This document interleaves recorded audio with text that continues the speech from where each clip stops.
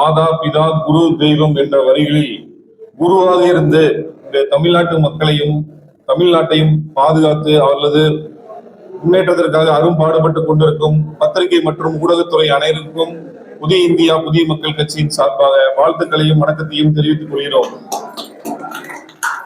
நான் ஒரு புதிய கட்சியின் தலைவராக மட்டும் உங்கள் முன் நிற்கவில்லை, ஒரு புதிய அரசியல் கலாச்சாரத்தின் பிரதிநிதியாக இன்று உங்கள் முன் நிற்கிறேன். தமிழக அரசியல் பல சகாப்த வாக்குறுதி அரசியலை கண்டுள்ளது, உணர்ச்சி அரசியலையும் கண்டுள்ளது, பிரிவினை அரசியலையும் கண்டுள்ளது. ஆனால் பொறுப்பின் அரசியலை நாம் இதுவரை கண்டுள்ளோமா? சமநீதியை நடைமுறையாக மாற்றி ஆட்சி அமைக்க கண்டுள்ளோமா? இல்லை. அதற்காகத்தான் பதிலை புதிய இந்தியா புதிய மக்கள் கட்சி கொடுக்க இன்று நாம் உங்களிடத்தில் வந்துள்ளோம்.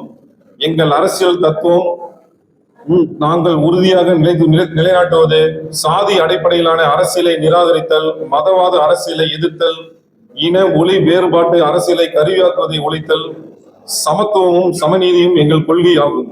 இந்தியா என் தாய்நாடு, யாவரும் உடன் பிறந்தோர் என்ற உயர்ந்த தேசிய உணர்வை முன்னிறுத்தி விடுதலை, சமத்துவம், சகோதரத்துவம், சமதர்மம் என்னும் நிலையான மனித கொள்கையை அரசியல் நடைமுறையாக மாற்ற உங்கள் முன்னால் இப்பொழுது வைக்கிறோம். தேசிய ஒற்றுமை, மக்கள் அதிகாரம், சமத்துவ முன்னேற்றம், இந்த மூன்றும் கோட்பாடுகளும் புதிய இந்தியா புதிய மக்கள் கட்சியின் கோட்பாடுகளாகும். இந்த கோட்பாடுகளை மக்கள் முன் வைத்து வாக்குகளின் வலிமைகளை பற்றி எடுத்துறுத்தி அவர்களை நாங்கள் வரக்கூடிய 2026 சட்டமன்ற தேர்தலை சந்திக்க உள்ளோம். ஜனநாயக ஆலோசனையின் முடிவு எதிர்வரும் சட்டமன்ற தேர்தலின் மாநில மாவட்ட பொறுப்பாளர்களுடன் விரிவான கருத்தாய்வு கூட்டம் நடைபெற்று கருத்துக்கள் எழுத்துப்பூர்வமாகவும் நடைபெற்றது.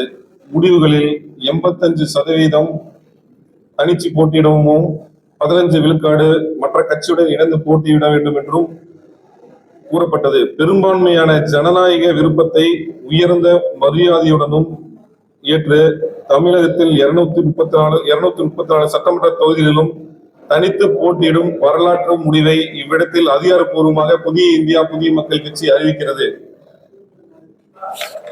மேலும் பல தொகுதிகளில் வெற்றியும் சில தொகுதிகளில் குறிப்பிட்ட வாக்கு வங்கியை உருவாக்குவோம். தமிழகத்தில் அரசியல் சக்தியாக நிலைநிறுத்துவோம். எங்களின் தேர்தல் பயணம் தமிழக அரசு வரலாற்றில் புதிய அலைகளை எழுப்பும் என்பதை திட நம்பிக்கையுடன் உங்களிடத்தில் உறுதியளிக்கின்றேன். இது தன்னம்பிக்கை, இது துணிவு, இது மக்கள் மீதுள்ள நம்பிக்கை. இது ஒரு தேர்தல் முடிவு மட்டுமல்ல, இது ஒரு மாற்றத்தின் தொடக்கம், இது ஒரு தலைமுறையின் எழுச்சி. எங்கள் இயக்கம் உறுதியாக நிலைநிறுத்துவது அடிப்படை பங்குகளான சாதி அடிப்படையிலான அரசியலை முற்றிலும் நிராகரித்தல், மதவாத பிரிவினைவாத அரசியலை எதிர்த்தல், மொழி வேறுபாடின்றி அரசு ஆயுதமாக்கும் மனப்போக்கை ஒழித்தல், சமத்துவம் சமதர்மம் ஆகியவற்றை அரசின் மைய கொள்கையாக கொண்டு இந்த தேர்தலை சந்திக்க தயாராக இருக்கின்றோம். எங்கள் அரசியல் அதிகாரம் அல்ல, பொறுப்பு. அதிகாரம் என்பது பதவி இல்ல, அதிகாரம் பொறுப்பு. மேலும் எங்கள் அரசியல் வாக்குறுதி அரசியல் மட்டும் இல்லாமல் மக்கள் முன்னேற்ற அளவுகளை கொண்ட அரசியலாக அறிவிக்கின்றோம். தமிழகத்தில் ஒரு புதிய அரசியல் களம் தொடங்குகிறது. அது பிரிவினை விட ஒற்றுமையை தேர்வு செய்யும், ஊழலை விட பொறுப்பை தேர்வு செய்யும், பயத்தை விட நம்பிக்கையை தேர்வு செய்யும்.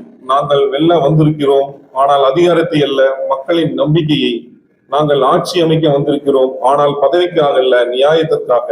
தமிழகம் புதிய அரசியல் அத்தியாயத்தை திறக்க தயாராக உள்ளது என்பதை தெரிவித்துக் கொண்டு வரக்கூடிய 2026 சட்டமன்ற தேர்தலில் அனைத்து தொகுதிகளிலும் புதிய இந்தியா புதிய மக்கள் கட்சி தனித்து போட்டியிடும் என்பதை பத்திரிகையாளர் முன்பாக நாங்கள் அறிவிக்கிறோம்.